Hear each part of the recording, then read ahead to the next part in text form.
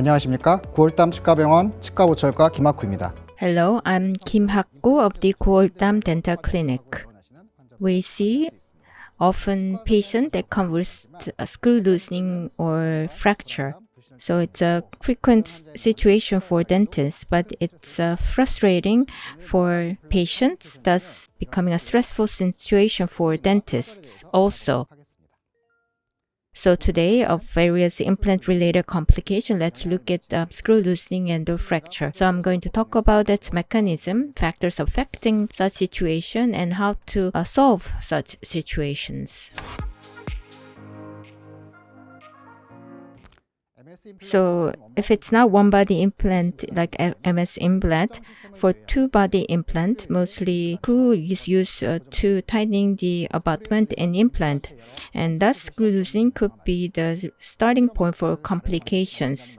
Screw loosening, if it's not looked at, then it could result in screw and abutment fracture, and it could even result in peri-implantitis or plant tearing or fracture.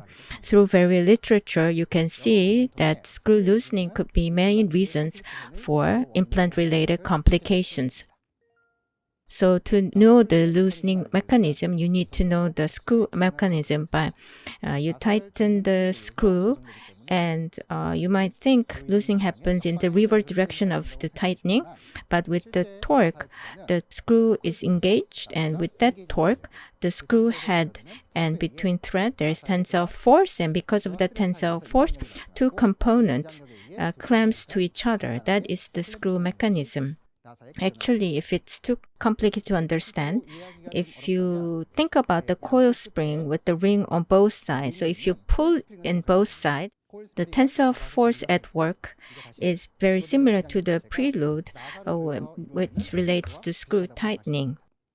And with the microwear of the implant, the preload is lost and clamping force becomes lower, thus loosening the screw.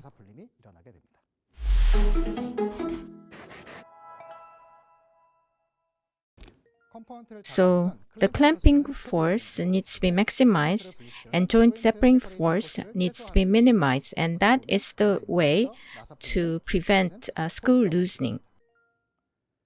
So first, what impacts clamping force is preload, and there are factors affecting preloads. First, the applied torque value and the method of torque application, and also screw design and materials also plays important role, as well as abutment type and material and fit. So the torque, usually you could use hand driver and tightening, or you could use torque driver. And you have the higher the torque value, preload value also goes up.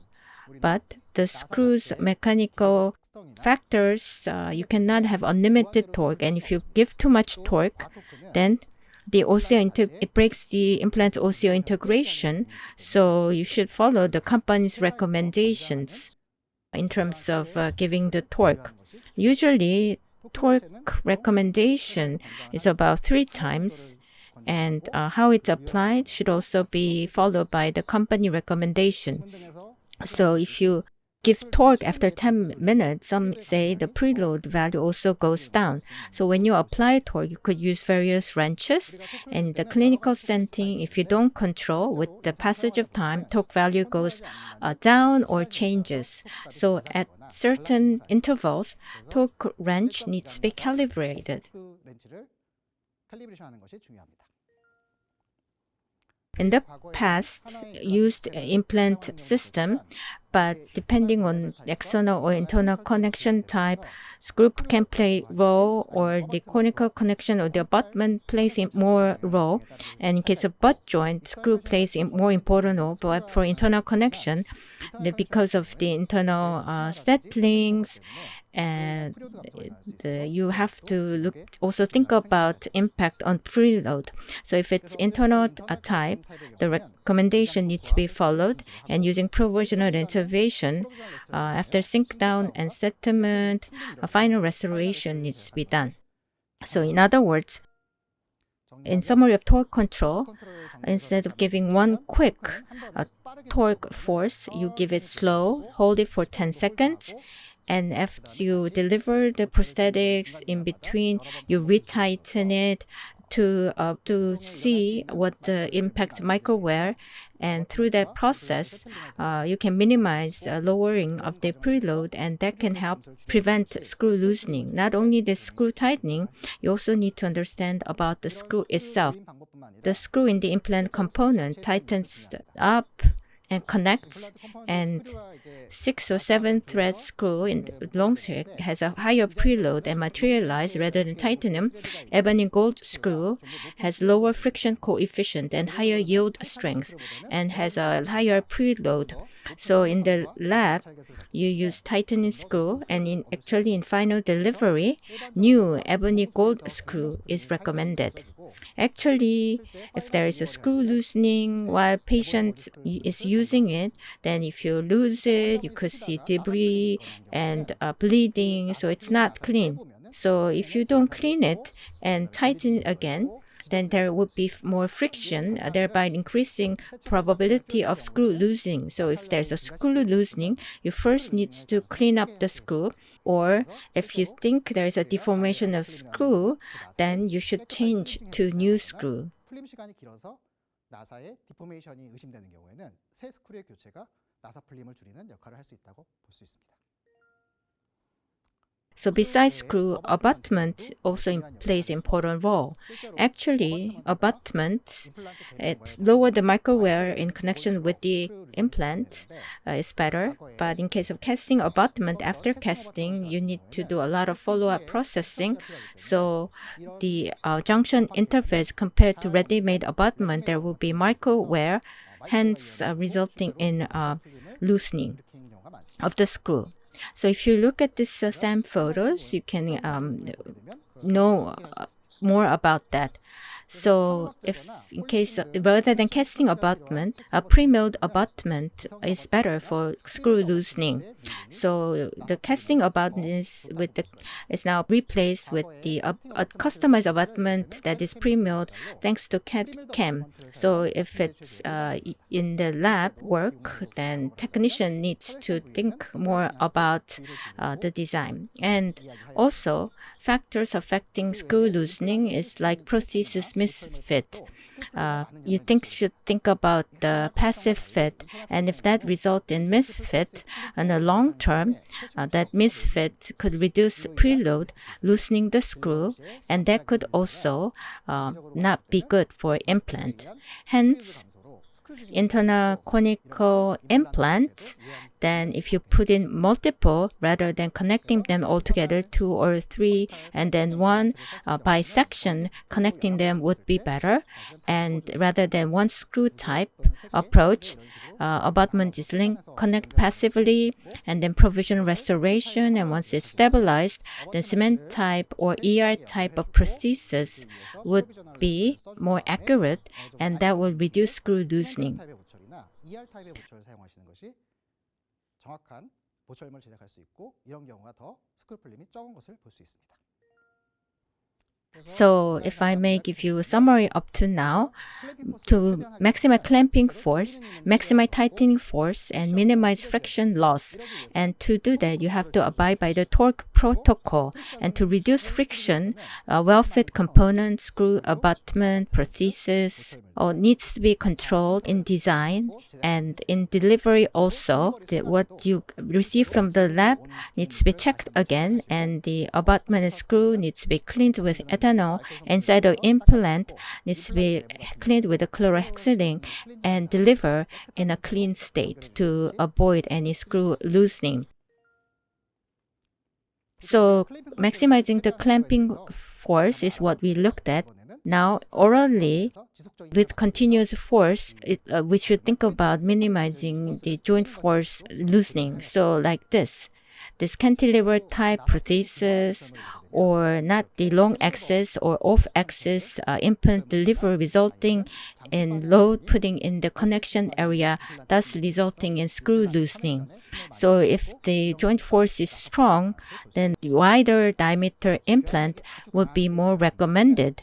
because it can have a short leverage, and that could also reduce screw loosening possibility. So in this case was referred from another clinic, and the dentist used regular implant size that put in the lower posterior size, and there was a repeat of the loosening and fracture, so extracted and wanted to extract it and put new prosthesis. But when I told the patient, he didn't want to go through the surgery, so I solved it with prosthesis.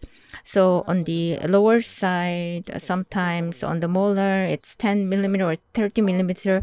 But if the centimeter can be minimized, then loosening can be prevented. So buccolingually, it was reduced, and there was a strong occlusal force. And I used the gold to reduce wear and did the recalls and checks repeatedly.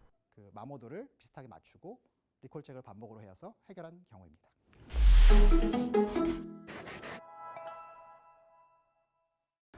So, considering all these things, if you make prosthesis, still there could be screw loosening.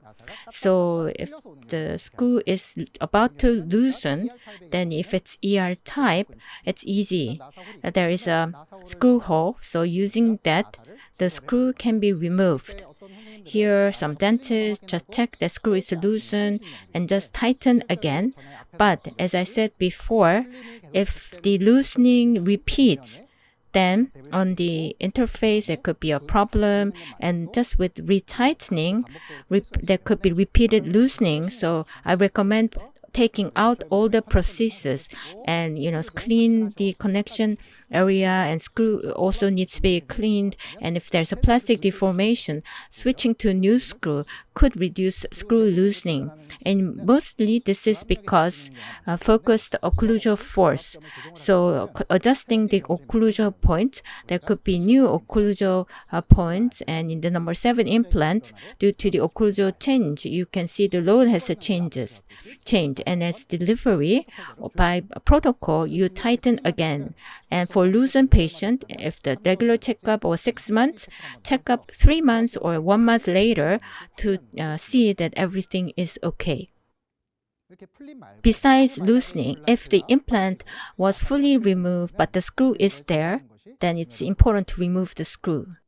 So first, if the screw has loosened or there's a fracture, you need to gain visibility. So like this, if there's a fracture and you can see it, then easily with the Explorer or using the scalar tip on the reverse direction, you can remove it.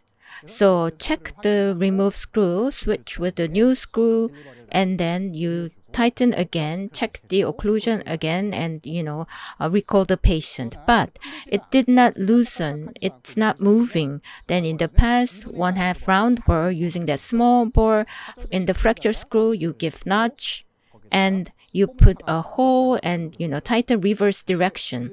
So it looks easy, but the small screw that is in the implant, remove them is not easy. So recently, fortunately, we have new screw removal tool like ESR kit. So it's become easier to remove screws. So if the loosened screw is visible and it's moving, then with the Explorer scalar, you can move reverse direction, but it actually takes a lot of time. But if you use the screw holder, then it holds everything in position, so it becomes easier to remove. Besides that, in the fractures screw, if the debris is more deeper, then you cannot hold it. So reverse driver, this pointy driver can be used, and guide is used, and you move in the counterclockwise, then it becomes easier to remove in a very short time. So actual case, refer from another clinic, and this clinic referred to me because the doctor could not remove it. So you had to open flap, use explore other tools, and you have to rotate it many times. But thanks to ASR kit, without opening even flap, in just 1 or 2 minutes, it could be removed and new prosthesis could be delivered. So 보통은 우리가 usually before screw is fractured, screw first becomes loosened. In most cases, a screw is loosened, so it's easy to remove. But in removing, if the screw locks, then like this, it cannot be removed by moving with the hand. So in a 주수 상황에서 reverse direction, you have to use the pumping motion and loosen the screw. If that's not, you put it in more deeper and use the SR drill. 그 상태에서 So sometimes even cannot be removed whatever you try, and even after removal, screw is still loosened, then you just have to remove the implant. Then you can use trap and drill for that case. So through this, you see how overall screw loosening can be approached. So again, referral to my case, prosthesis was removed, but to me because that clinic closed for business. So it was cemented type. So screw is loosening, and if it becomes tricky case, but the prosthesis was already not in the mouth, so I create a screw hole, and the fractured part was removed. And after that, a new screw was put in, prosthesis was again delivered, and occlusion adjustment was done. But even after that, after 2 or 3 months, there was again loosening, and another switch fractured again. So in initial visit, looking at the panorama photo, I said I removed it and tightened again, but the implant was small. So if the repeated approach did not solve the solution, I would need to remove the implant and replace it with another implant. So because I had set the patient expectation, patient recognized that implant needs to be removed and replaced with a new one. So I placed the implant in a better position.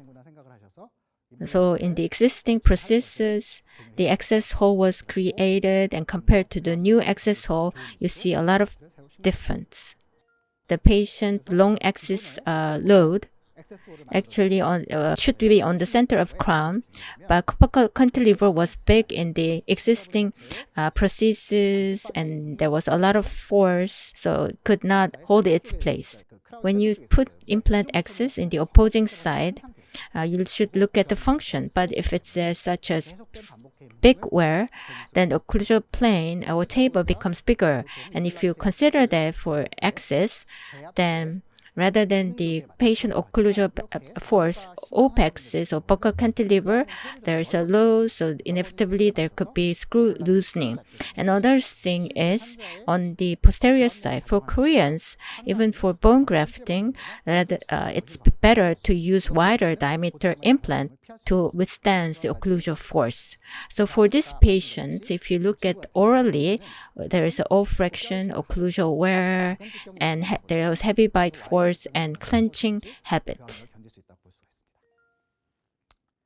So for this case, the occlusal plane, it's better to use metal, and on long axis, then crossbite occlusion is much better for responding to any possibility of screw loosening. 장축 방향으로 제작을 해주며 크로스 바이트로 오클루전을 형성해 주는 것이 장기적으로 나사 풀림에 견딜 수 있는 보철물을 만드는 기준일 수도 있습니다.